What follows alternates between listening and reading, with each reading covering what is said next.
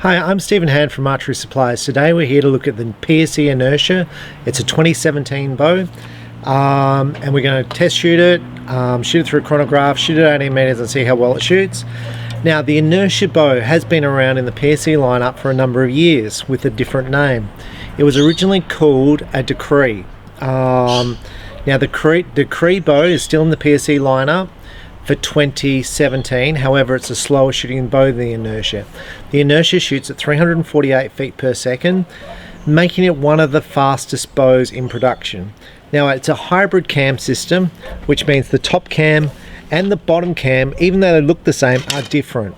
You have a yoke system at the top and no yoke system at the bottom.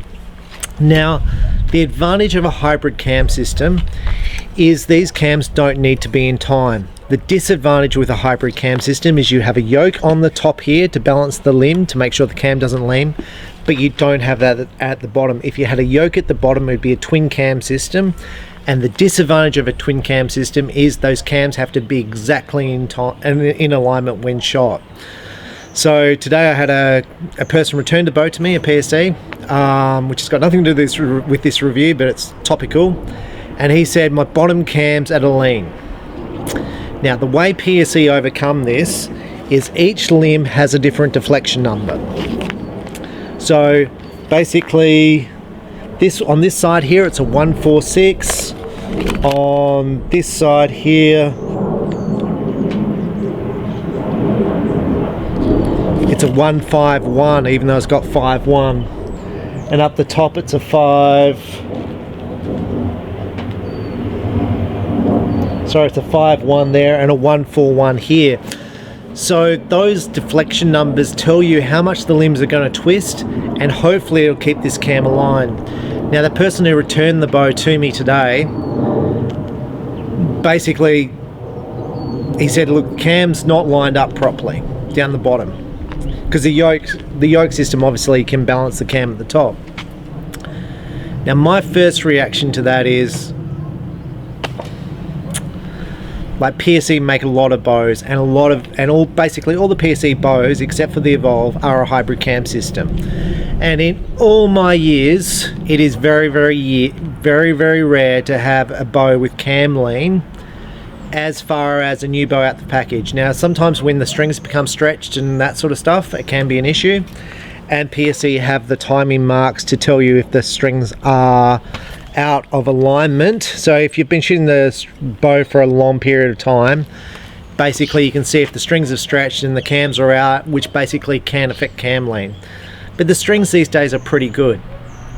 Anyway, so we put the bow in the bow press. When I say in the bow press, in the draw device, where you basically draw back the bow, and then you can sit behind it and see if the cam's exactly draw board. To see if the cams are exactly lined up. So we drew it back in the draw board halfway, cams are perfect, and then we drew it back to basically full draw length, and the cams are absolutely perfect. Now, even if the cams weren't exactly perfect, the bow is still going to fire the same every single shot, so just bear that in mind. Now, the Inertia comes in black, it comes in camo and also in skullworks. It's a machine riser with a machined limb pocket. Now, this is a good limb pocket. It's not a cast limb pocket, it's a full machine one. So this is what you're going to see pretty much on their top of the line bows. Now, with the very top of the line bows, now they have a wedge lock system, which this doesn't have, but this whole limb pocket here is machined out of one piece of steel, which takes a fair bit of work and a fair bit of waste in aluminium. Roller bearings, limb stop at the top, fully adjustable. I'm going to get the draw length incorrect. It's going to go from 24.5 to 30 inches in draw length. You don't need a bow press to do that. So up here you see the little letters, A being the longest. It's currently set on C, and way down to here, each letter is half an inch. There's a draw stop here. The module is set. Now, it's got 3 Allen keys, 1, 2, 3. Now, in the original Decree I shot with, which was this exact cam, they had 2 screws there. So basically 4 or 5 years down the track, they've added another screw, and down the bottom here you'll see 1, 2, 3 screws in the camel. So that's to stop the module from coming loose. Now PSE have also applied some of this, I'm going to say blue goo on the screws to stop the modules coming loose also. There is also a pin on the module, so if the module did come loose, it still stays in place, so providing it doesn't get too loose. Now the limbs are a standard limb on all PSE bows. They use the same limbs as a Gordon glass compression limb, so that's a straight limb and they pull it all the way down to create lots of pressure on the limbs to reduce vibration in the bow. They have, this is new, limb graphics, and I'm pretty sure the camo one doesn't look like this because this has been set up as a target bow. Now I shot this bow for a number of years, so I know a fair bit about this bow as far as how it shoots and all that. Now it's one of the fastest bows in production, 30 inches axle to axle. Being a fast bow means it's going to be hard, aggressive to draw this bow back, and it is. So I've got a customer in my shop who's got one of these, and he's a mechanic, a local mechanic, and his girlfriend brings the bow in derailed. I was like, derailed, right? So I put it all back together, fit the peep sight again, took me an hour to align the peep sight correctly. 2 weeks later, he brings the bow again in, derailed again. Now, your first thing's going to be there's something wrong with this bow. And my first thing is there's nothing wrong with this bow, because I shot this bow for a number of years and I've sold so many of these bows, right? I've sold so many of them. Now the testing process at PSE, they test this riser on 200-pound limbs. It's shot through a shooting machine to simulate 25 years of shooting. I mean, they just set this thing shooting and it just continually shoots. There's nothing wrong with the bow. Okay, this bow is an absolutely bulletproof machine. Now, if you torque the riser, you are going to derail this bow, and you're going to derail most bows, especially high performance bows. And when I talk about derailing the bow, so the first thing I did, I said, let's go on the shooting range and I'm going to see you shoot this bow. I said, who showed you how to shoot? He said, oh no, I've taught myself. And I was like, okay, this is going to be, I know what it is. So the first thing in a derail is you hold your bow like that. As soon as you see someone holding their bow like that, room for derail city, and you're not going to shoot very well at all. And someone's going to say, yeah, I shoot really well like that. Pete Shepley would say, who the owner of PSE, said, well, you've been doing it wrong for 20 years. The way you should hold your bow is like that. Knuckles at 45 degrees. This is your lifeline. So lifeline, that's your lifeline there, and the bow should be basically sitting down there. That's where the riser sits, with your hands basically open, fingers relaxed. That way, if you were to do this with the bow, pull it back and generate torque, the bow will move. As soon as you go white knuckle grip, as soon as you white knuckle grip the bow and you create a bit of a torque, so you pull a bit like that, or you put it like that, you're going to whack your arm and you're going to pull the string off the bow. So after I taught him how to shoot, touch wood, he will never derail his bow again. Now, of all the people I've taught to shoot, and I teach probably 2 people a day to shoot, over 20-30 odd years, I have never had a person I've taught to shoot derail a bow. And someone's going to say, yeah, I've derailed a bow. It just doesn't happen. They're always people who have taught themselves off eBay, off, mail ordering country people. So, grip. This here is the most important thing, and make sure your lifeline is on this side of the grip, not that side of the grip. Lifeline sits on this side and your knuckles are at 45 degrees. Now that's not a bit about this bow, but this is a harder bow to shoot. So harder bows than this to shoot. The full throttle from PSE, much harder. The Hoyt Pro Defiant, much harder than this to shoot. So this is almost a step down in difficulty to shoot, but it's still up the top end as far as difficulty and draw cycle. So the guy who said his bottom wheel was not aligned correctly, he also said, look, my full throttle, I can barely move it must be rusted.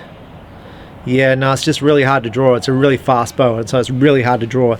And the same with this bow. It's a really hard bow to draw back. Now, saying that, I shot this bow for target archery, for target field simulated hunting, and I shot fine with it, but definitely harder than the new decree, which is out by PSE. PSE have slowed their decree down in speed from a 355 feet per second bow down to a 330 feet per second bow. So it was a huge change for PSE. So what we're going to do, we're going to shoot this through a chronograph, and we're going to shoot it at 18 meters and see how it shoots. So the arrow I shoot through all my tests is the same arrow. It's a gold tip Victory. It's a lighter carbon arrow.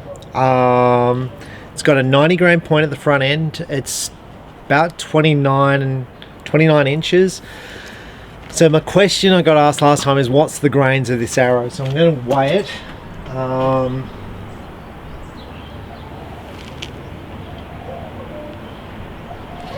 So the gold tip Victory is 328 grains. Now the arrows I'm currently shooting for target, and what I will shoot through the chronograph as well, as the Victory VAP 350s. I have a 140 grain point at the end to stop wind drift, and a basic knock system. I am going to fit pins to it. So that arrow weighs 388 grains. So 388, I can't remember what that one said. So they're the arrows we're going to put through the chronograph now and see if we can get some readings. Okay, so the first thing when you're looking to buy a bow is what sort of bow you're looking for, what sort of price point you're on. Now, Australian dollars, this bow, the Inertia, sells for around $1,100, so it puts it under the top line PSEs and under the $2,000 bows. And as far as I'm concerned, at $1,100, this is one of the better value for money bows because it's full machine riser and extremely fast. So to me, it's one of the better values. But what PSE did literally last week, is they offered these bows at a discount, and because they had too many of them, and I brought about 30 of them, and they're going to be running out around $800. Now at $800, I always say it's about price versus what the bow's like to shoot and all the rest of it, but at $800 there is nothing even close to this bow in performance and what's built. Now what bows are close to this bow?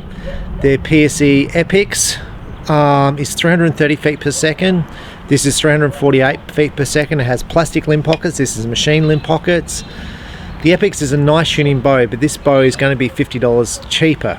Now, if it was a normal $1,100, you're paying basically $250 for the machine limb pockets and extra speed, an extra basically 20 feet per second. Now, from other bow companies, what's around?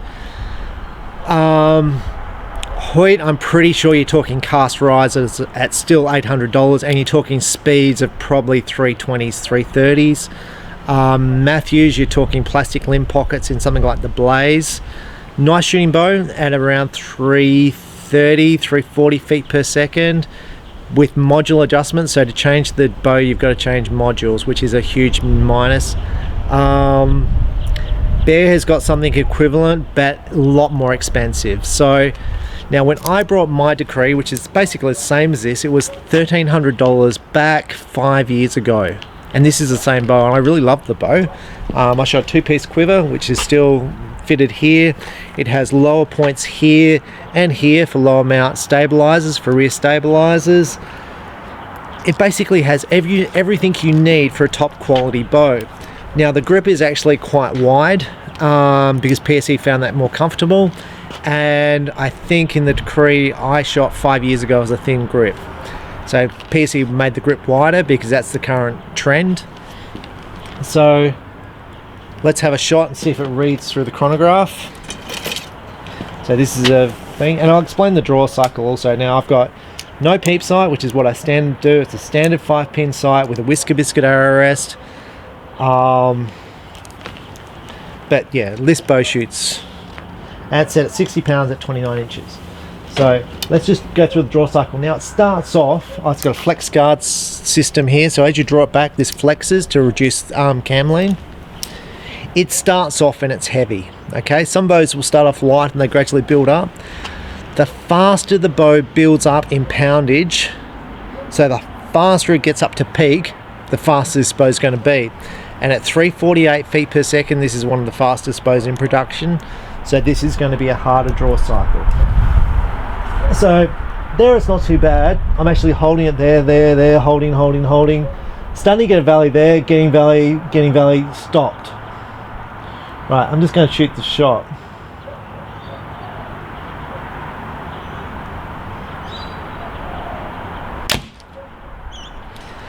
Now vibration, balance is perfect. Look at that. Balance is spot on. Noise is pretty good. Now the speed out of that's 311. Now the fastest I've chronographed is the PSE full throttle at 316, which is a 370 feet per second bow. This is basically 350 feet per second bow. Please check me on my stats because I'll be wrong otherwise. The Hoyt Pro Carbon Defined, I think, shot 311, which is a 350 feet per second bow. So this is the same speed at $800, even at $1,100. It's a great bow. So now I'm going to shoot the Victory, which is the heavier arrow, and let's see what sort of speed we get.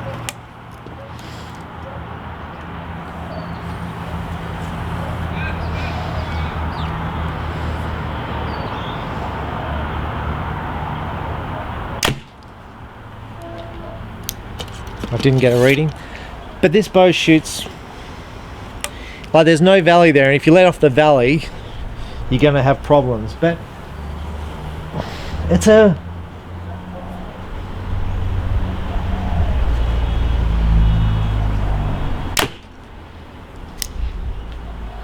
well, that's not right. Said 89 feet per second, but it's one of the nicest. It's the nicest of the speed bows. Now the Evolve at 340, I'm not going to say is a speed bow, because 340 is almost like a target bow, but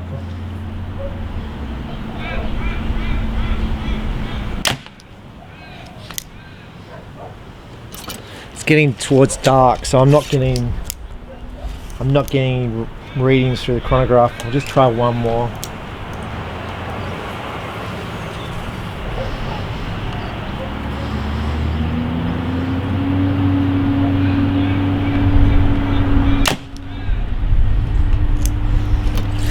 Now when you shoot this bow, the limb stop is not activated. You have to slide that down to activate it yourself.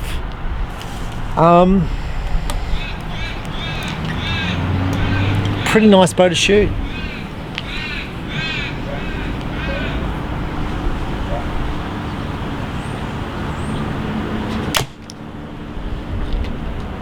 .268. Whether that's a truthful number or not because of the lights, but bad. It's a huge drop from 311 for a heavier arrow, 15 grains. Let's see if I can get a couple more off. But like, I shot this bow for a number of years and I really liked it, and even today, so the bow's 5 years old, it's still one of my favorite bows.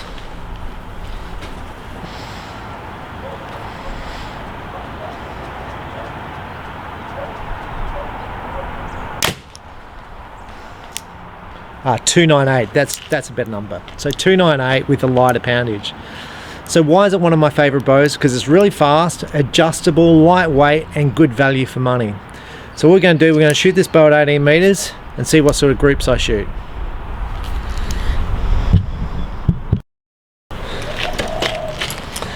Okay, so I'm at 18 meters. We're just going to shoot some shots. Now I shot this bow for target archery, so I can pretty much tell you how this bow performs. Now to qualify that, I just set up a new expression for myself. I shoot an expression for target, and it's got nothing to do with this review, but for normal indoor shooting, which is 18 meters, at a normal indoor face, I score, with my current bow, I kind of shoot 299s out of 300s, 298s, shoot occasional 300s, which is pretty good. Like, I shoot every night. I put the work in, so I set up a new bow for indoor, which I did in the video before this. I shot it last night and my score was 288. Effectively the same bow. Different arrows, I've changed some things around. So when you take, how does this bow shoot compared to whatever bow, some you've got to get used to as far as the bow. It's got to feel comfortable. I feel like I'm shaking around more with the new expression. And you're going to say, is it about the bow? I've changed the let off back to 65. I found I wobbled around more with the higher let off. Now with this bow, when I shot it for target, I shot pretty well. But I did miss the target once, and it still sticks in my mind today. So 5 years ago, I missed the target. And I can absolutely tell you about the shot. The key with a speed bow like this, or the Full Throttle, the Hoyt Pro Defiant, or the Matthews Hallon, which is, you know, all fast bows, is not to be overbowed, which means a lighter bow poundage. Which means you want to have an easy draw cycle and be easy to shoot, because with a faster bow, you can actually drop the poundage and still get the same speed with the slower bow. People don't. People go, oh, I want a full throttle and I want it 70 pounds. Well, that 70 pound full throttle is going to feel like maybe an 85 pound bow to draw. So anyway, I was shooting this bow for, you know, target hunting sort of scenario, and it was pretty hard for me to draw. Okay, so it was still a 60 pound bow, but I wasn't shooting as much as, anywhere near as much as I am today. Anyway, I got up the target and I kind of thought I triggered the shot, or I flinched basically. So I thought I pressed the button and I didn't. I thought the shot went off. Anyway, I missed the target, clean missed. I can tell you how many arrows I've missed in the last 6 years, and that was it. That was the one arrow. I was with this bow, and it was because the bow was a little bit heavy and I was a little bit shaky. I wasn't confident with it. It just basically means I didn't shoot that bow enough. Today, when I shoot here, I don't think I'm going to miss, but let's just see. I've basically sighted the pin in. I've had a couple of shots at 18. Actually, no, I haven't. I've only shot at 10. But anyway, we're just going to lob the arrows down. I feel pretty confident, so I feel like I'm shooting really well. And with my, even though I shot 288 with the gold expression, I shoot 29. I shot basically close to a perfect score with the red one. So yeah, I feel like I'm shooting all right. So let's see how this bow shoots.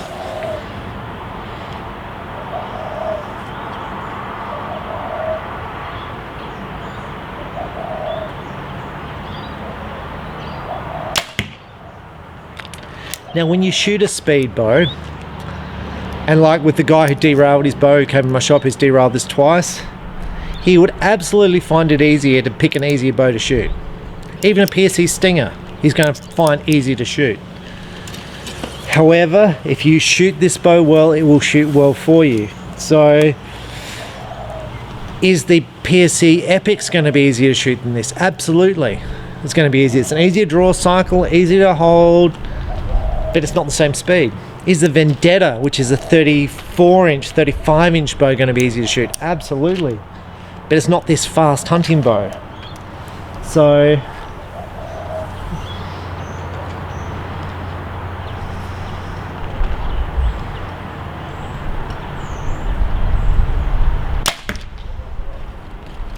now when I aim the pin at the target, the valley is, you got to keep drawing it back the whole time, right? There's very little valley with this bow, but it is much easier than the Hoyt, much easier than the Full Throttle, much easier than the Matthews Hallon to draw. Okay, but when I'm aiming the pin at the target, I get a little wobble. Is it bad? No, it's not bad. It's just kind of a little twitch. You see it going bouncing backwards and forwards. I don't have a stabilizer. A stabilizer would completely get rid of that.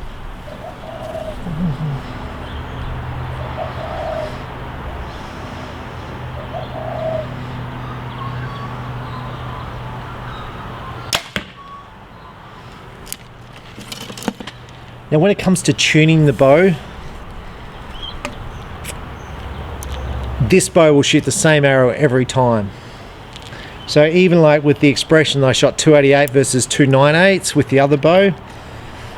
Is it about tuning, or is it about the setup, or is it about being comfortable with the bow? It's always important to shoot the bow as much as you can, and don't muck around with it. Like the bow that came back to me today, who said the cam was not straight, he mucked around with it from the time I set it up, and it's like, why would you do that? Like, yeah, so like if it didn't knocking points and it's pinching the knock, and What's the other silly things he did? Oh, he moved the arrow rest down so the arrow's pointing down at an angle. I'm like, that's weird. Anyway.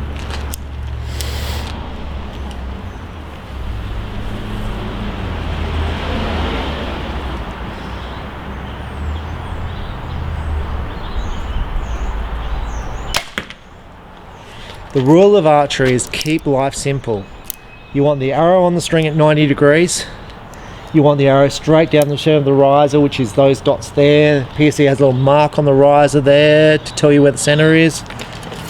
Everything should be down the middle, so there's basically nothing to do. Like, just go shoot it. It's life's simple. Keep it simple.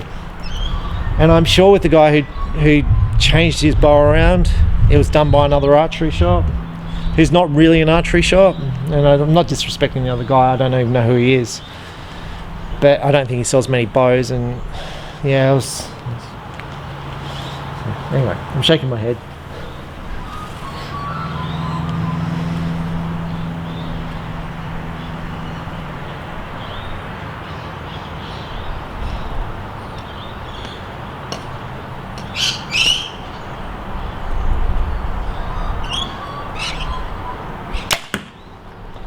So just enjoy archery, enjoy shooting. So what I like about this bow is when you shoot it, you can feel the power. It's not aggressive like the full throttle, which feels like it's going to rip your shoulder out when you shoot it. This is 60 pounds and it's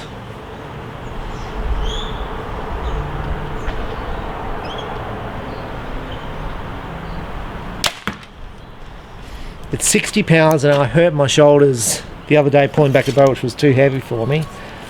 So I tore some muscles, and some muscles are still torn. And I'm still shooting because I'm still going to shoot. But this is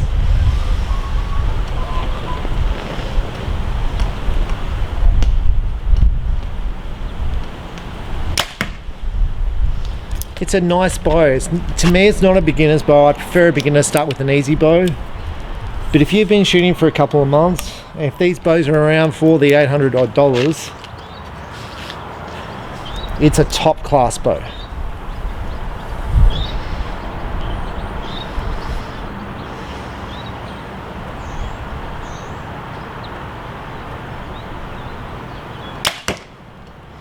Well, that was me. That was bad. Okay, let's go and see. Oh, that was a shocking shot. That was the last one. Oh, and you are, with a fast hunting bow, if you do a bad shot, it's going to show up. And you're going to see this last shot I did. I put a little bit of tension in the hand, and I shot a fraction high on the dot, and basically it kicked up, and it went really high. So you're going to see how bad that shot was. It was a bad shot. I knew it as soon as I shot it. I was like, the hand was in a different position. Let's go and shoot. That was terrible. Let's go and see where those arrows are, and we'll finish up the review. Okay, so I'm up here at the target. This is the shot that I shot high. That's where I'm aiming. My grips are high, so I can't get my fingers around the arrows. Now, left to right, they're good. Okay, they're absolutely in a good line. But they are up and down. They're that high, up and down. Am I happy with that? Yes and no. A bit of that was the hand grip, getting that pressure right in the hand. And the more you shoot a bow, the better you're going to shoot it. So did I shoot the Epics better? Did I shoot the Vendetta better? Absolutely, I did. Did I shoot the PSE Stinger, a $500 bow, better than the Inertia? Absolutely, I did. However, this bow is going to come into its own when you shoot it more and at longer distance. So when you go back to 50 meters and you're guessing distances to shoot animals and 3D shooting, this is a quality product. You're talking machine riser, machine limb pockets. So does this group worry me? I'm going to say yes, but I'm going to say no, because I used to shoot this for target and I know how I used to shoot with it. And this shot up the top, which was a bad shot, I remember shooting shots like that with this bow. It was like, you shoot this bow well and it'll shoot well for you, but you shoot it bad and it'll shoot bad for you. That's because the bow's shorter axle, 30 inches axle, so it's more twitchy. Left and right's good, but there's that pressure point on the shot. But overall, I really like the Inertia. It's honestly one of my favorite bows out of the entire product range, because it is a fast hunting bow and it's got lots of kick. So that's my summary. Even though I haven't got the target scores, I do like it because it's unique. So I'm Stephen Hann from Archery Supplies. Check out the PSE Inertia at your local archery shop and enjoy your shooting. Thank you. Bye.